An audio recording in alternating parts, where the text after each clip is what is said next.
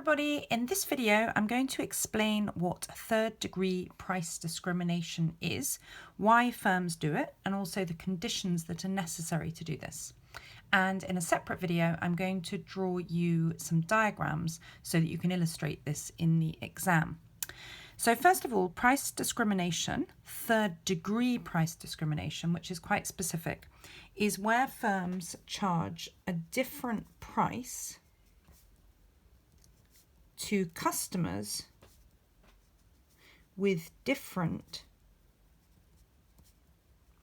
price elasticities of demand for the same product. That's really important.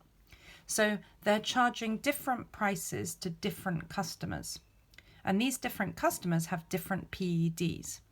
So for example, it may be that a person who's working would have a more inelastic PED for something.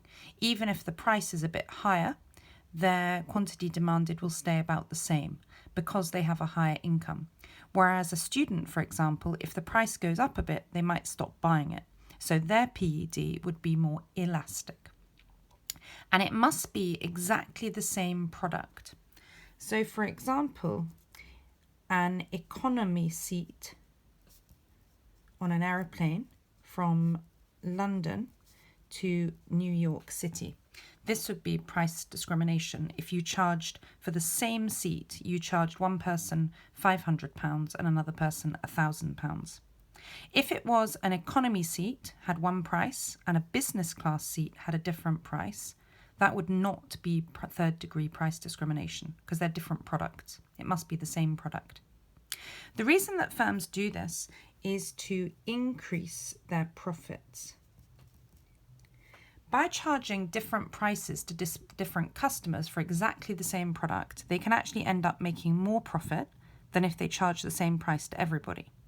In really simple terms, the reason that they can make more profit is that they can exploit the consumer surplus that might exist.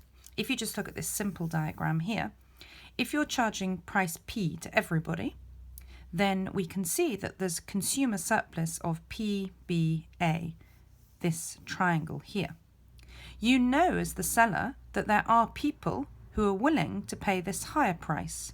There would be this much demand at this quantity here.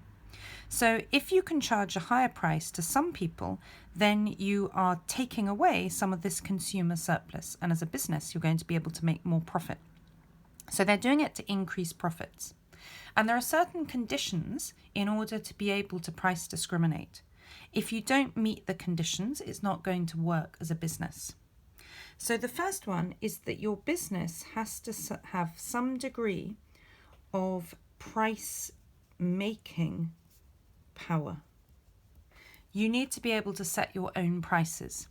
So you can't be in perfect competition, for example, because the market price is set there for you. There's nothing you can do about it. But very often this is done by monopolies and where you have oligopoly, so where a small number of firms are dominating the market. And some of these firms in oligopoly might have monopoly power.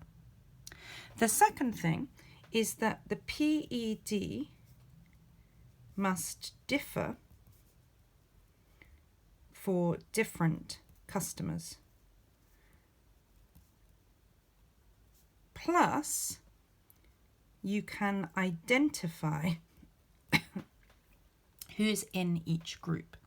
So you need to be able to identify who has which PED. And ways that you can pick different customers with different PED, it might be on age. So for example, younger people, students for example, and children, and also older people, pensioners, they might be on lower incomes, and therefore so for example, if they're younger, they probably have more elastic PED than someone who's working. Also, you can price discriminate on somebody's situation. So as we said before, for example, a student, they're likely to have more elastic PED than somebody who's working. You can also find that the PED is different for people who buy something at a different time. Be careful here. This is when you purchase the product. It's not the product itself. So if you want to buy this economy seat from London to New York City, and you imagine it's on the 1st of July, someone might be buying that seat in January, and another person might be buying the seat in June. And the person buying the seat in June might really need the ticket. It might be something quite last minute. They must fly on the 1st of July. And for that person who's buying at the last minute, for example, their PED will be much more inelastic. Even if the price is higher, they'll be willing to pay that price. And a final one is the place that a product is sold. So for example, if you buy some sun cream in Boots, the chemist in the UK, and you buy it at the airport where you're in a hurry and you really need the sun cream, then probably your PED is more inelastic and you'd be willing to pay a higher price. Whereas if you bought the same sun cream in a normal Boots on the high street, you'd probably pay a lower price because your PED there would be more elastic. So these are the different ways that you might have different PED for the same product. And the final condition is that you must be able to prevent something called arbitrage. Arbitrage is the resale of a product to get round the third degree price discrimination. So this, for example, is where an adult who's working asks a student to buy them something at the student price, which is lower. And then the student sells it on to the person who should have paid more money for it. So for example, the student price for, say, a dress might be £20, and the adult price for the same dress would be £30. So the adult asks the student to buy it at 20, and then maybe the student sells it on to the adult for 20, or maybe they sell it on for 25 and make a bit of profit, but the adult's happy because they haven't had to pay the £30. And this is tricking the system. And if you're a business and you've set up a price discrimination system where you're charging different prices to different customers, you will find it won't work if there's a lot of arbitrage going on. Also, if it's expensive to prevent the arbitrage, then it might not be worth it as a business.